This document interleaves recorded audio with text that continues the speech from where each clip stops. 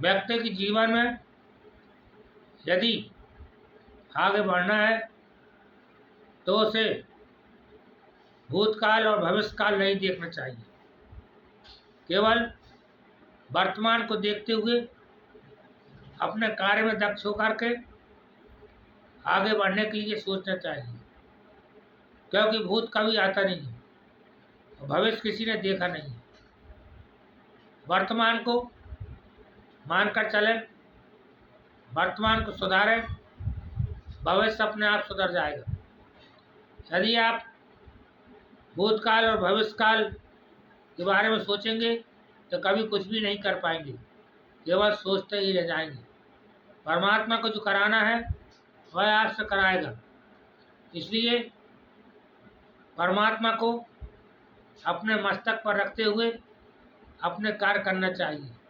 लेकिन ध्यान रहे, परमात्मा कभी गलत कार्य के लिए प्रोत्साहित नहीं करते। ये तो मन में बसे पूजन के प्रारब्ध ही गलत काम कराते हैं। परमात्मा तो सत्य के ऊपर चलते हैं और परमात्मा ने तुम्हें बुद्धि बल दिया है, विवेक दिया है। अपने बुद्धि विवेक से विचार करके कार्य करना चाहिए।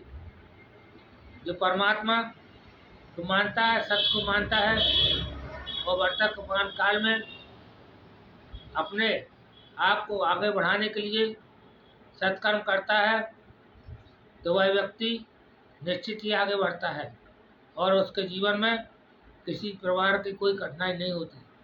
पर जो भूतकाल को और भविष्यकाल को लेकर चलता है वह कुछ भी नहीं कर पाता। परमात्मा को मानकर, धर्म को मानकर, नीति अनुसार जो व्यक्ति जीवन संग्राम से जूझता है उसकी जीवन यात्रा ही सफल होती है।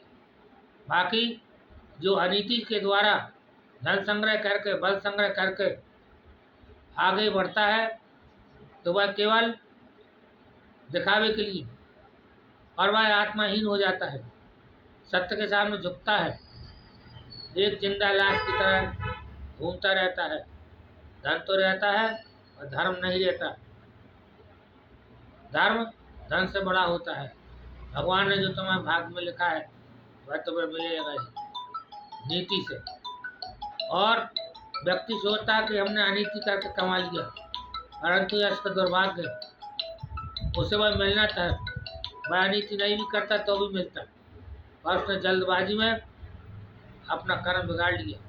हमें पूर्वजन्म के प्रारब्ध सुधारने चाहिए, क्योंकि पूर्वजन्म के पुण्य और पाप का फल हमको इस जन्म में मिलता है। तो इस जन्म को हम सुधारें और आगे बढ़ें, ताकि हमें 84 लाख योनि में पुनः न भटकना पड़े।